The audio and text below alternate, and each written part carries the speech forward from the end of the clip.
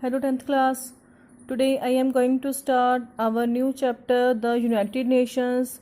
And students, this chapter is very much easy to understand and already you read it about this chapter in the class 8th. The United Nations, firstly the name United Nations was coined by US President Franklin D. Roosevelt.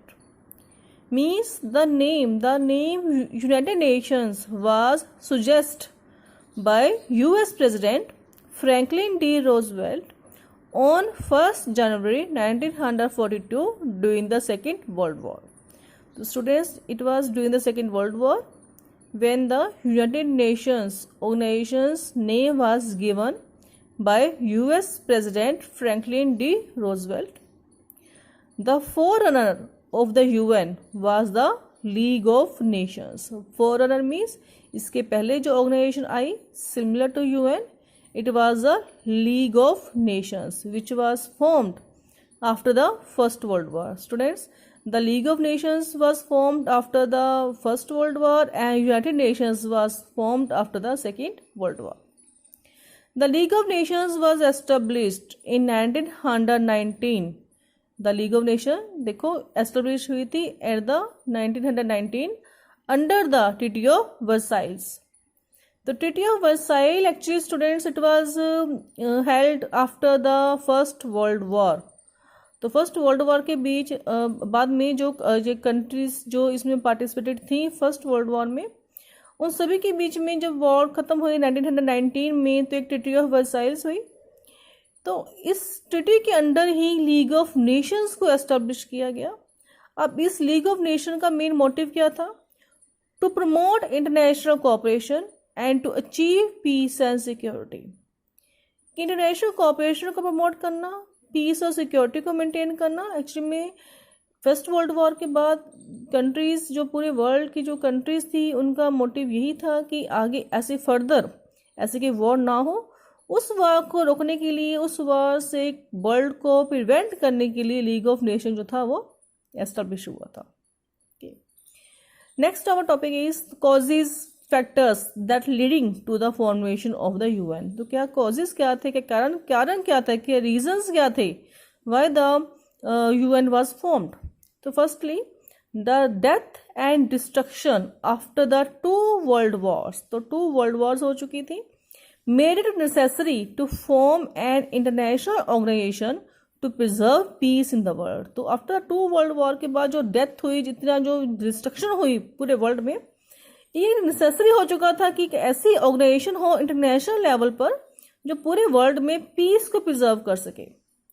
Secondly after the failure of the League of Nation. अब देखो मैंने बताया भी आपको कि जो League of Nation था it was formed after the first world war and इसका मोटिव क्या था, एम क्या था? To prevent the world from the another world war. But it was failed because second world war was happened.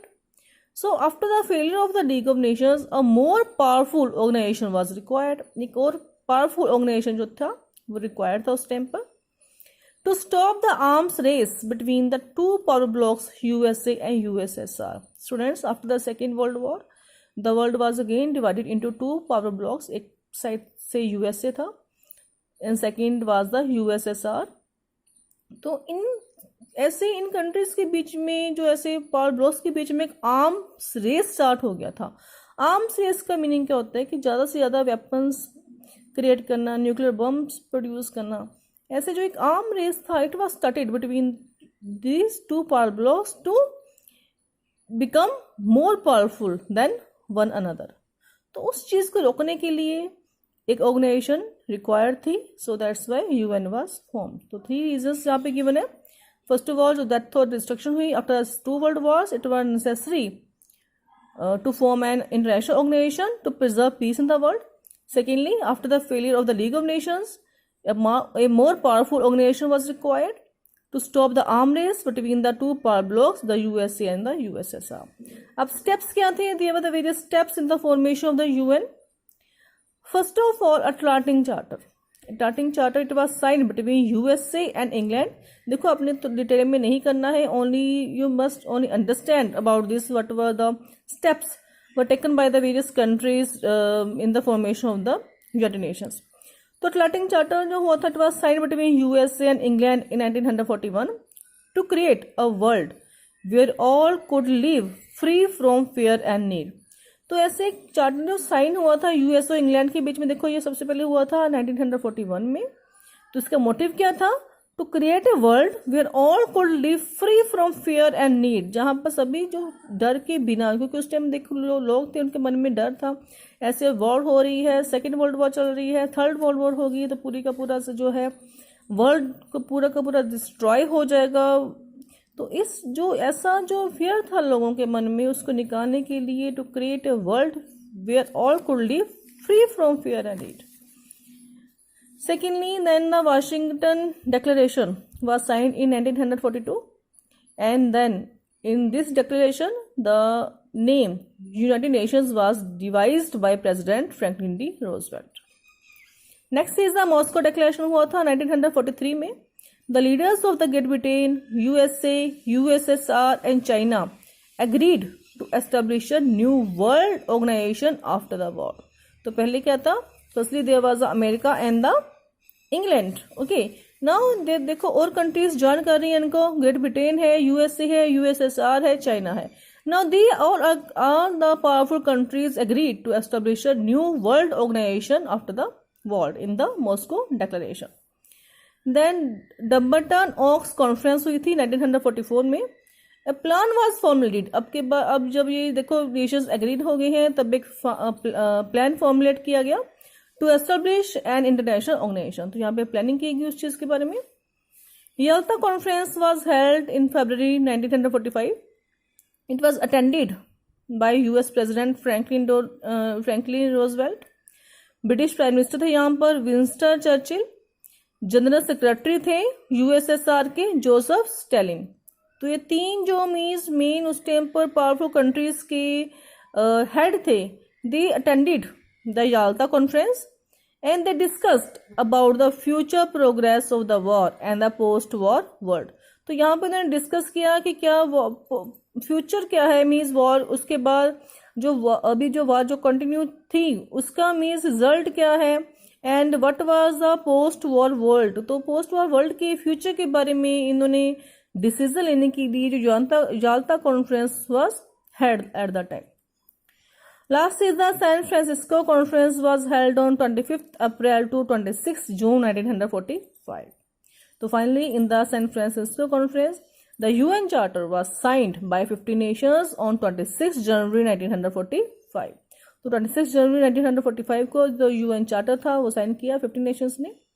And United Nations officially came into existence। तो officially ये existence में आया on 24th October 1945. So 24th October 1945, the United Nations came into existence, and 24th October is celebrated as a UN Day every year. So students, हर साल UN Day celebrate होता है. It is on 24th October when it came into existence. So see, these are the steps which were held for the formation of the United Nations. Next is the headquarter of the UN. तो headquarter कहाँ पर है UN का? It is at the New York, USA. Flag, इसका अपना एक flag है UN का। It was adopted on 7 December 1946 and the official emblem, तो जो इसका एम्बलम है it is in white colour. तो वाइट कलर में है ये on A light blue black background. जो इसकी बैकग्राउंड में लाइट ब्लू कलर है, उसके ऊपर ये व्हाइट कलर का एम्बलम है फ्लैग में। A polar map of the world, तो क्या है ये? एक पोलर मैप है वर्ल्ड का। इन इट्स सेंटर, इसके सेंटर में एक पोलर मैप वर्ल्ड का मैप है, and embraced by twin olive branches. तो इसके साथ में ट्विन टू ऑलिव ब्रांचेस हैं। You can check it in your book, but the picture of the flag of the UN. Then the official languages in which speech can be conducted by the member countries, they are the Arabic, Chinese, English, French, Russian and Spanish. तो इन languages में speech could be conducted by the member countries. Working languages जो कि return में जो return material होता है, matter आता है, वो 2 languages है यहाँ पर, English and French. एक्सपेंडिचर, अब यूएन का जो एक्सपेंडिचर है वो कहाँ से मेट होता है इसको, it is met by the member countries. जो मेंबर कंट्रीज हैं वो कंट्रीब्यूट करती हैं in the United Nations. Membership किस किस के पास है ये, it is open to all, तो सभी के लिए ओपन है, सभी कंट्रीज, कोई भी कंट्रीज को ज्वाइन कर सकती है। Who has faith in the charter of the UN, जिसका यूएन चार्टर में फेथ है वो कंट्रीज को ज्वाइन कर सकती है यूएन को ना। ओरिजिनल पहले इसके ओरिजिनली इसके थे 51 मेंबर्स थे, now at present there are the 193 countries who are the member states of the United Nations. Secretary general of the UN, अब सेक्रेटरी जनरल जो कि काफ़ी इंपॉर्टेंट पोस्ट है यूएन की, secretary general is the spokesperson of the people of the world. जैसे कि हमारे लोकसभा का स्पीकर होता है वैसे सेक्रेटरी जनरल की पोस्ट है यहाँ पर यूएन की। He is the spokesperson of the people of the world. He is a chief administrative officer, तो ये चीफ एडमिनिस्ट्रेटिव ऑफिसर है यूएन का। And he is appointed by the general assembly, तो इसको जनरल असेंबली जो इसका एक organ है यूएन का, जो आगे मैं नेक्स्ट वीडियो में करवाऊंगी आपको, तो जनरल असेंबली एक ऑर्गन है यूएन का, तो अपॉइंटेड होता है secretary general by the general assembly. He is appointed for 5 years, तो 5 years की इसकी टर्म होती है। एट प्रेजेंट सेक्रेटरी जनरल कौन है, Antonio Guterres. Antonio Guterres is the at present secretary general of the UN. Next is the what are the objectives of the UN. तो objectives क्या है यूएन के, to save the world from any other world war, तो world को save करना foremost जो इसका सबसे इंपॉर्टेंट ऑब्जेक्टिव है, वर्ल्ड को सेव करना कि और कोई वॉर वर्ल्ड वॉर ना हो in the future. To promote respect for human rights, जो भी ह्यूमन राइट्स है उसके लिए रिस्पेक्ट को प्रमोट करना। To promote respect for fundamental freedom, जो फंडामेंटल फ्रीडम है लोगों की उसको प्रमोट करना। Promote social economic and political justice. Social justice क्या होता है, जैसे कि सोसाइटी में सभी इक्वल हैं, ठीक है, ऐसा सोसाइटी में किसी तरह का कोई भेदभाव नहीं है, कोई रिच और पुअर के बीच में ऐसा, then casteism, racial discrimination. Economic justice means all the people of the world can get the equal opportunities for the employment. Political justice, all the people have the right to stand in the election, to give the vote. So in this way to promote the social, economic and political justice. Purpose क्या है इसके formation का, to maintain international peace, to maintain the friendly relations among nations, nations के बीच में friendly relations को maintain करना, to promote international cooperation, international cooperation को promote करना, promote social equality. तो this is the purpose of its formation. Guiding principles क्या है यूएन के, all members will respect the principle of the sovereign equality. Sovereign equality में जो भी independence है कंट्रीज की उसको रिस्पेक्ट प्रोवाइड करें सभी member countries. All members should settle their disputes by peaceful means. अगर किसी कंट्री में दो कंट्रीज के बीच में अगर कोई प्रॉब्लम है तो उसको पीसफुली वे से उसको सॉल्व आउट करें। This is the principle of the UN.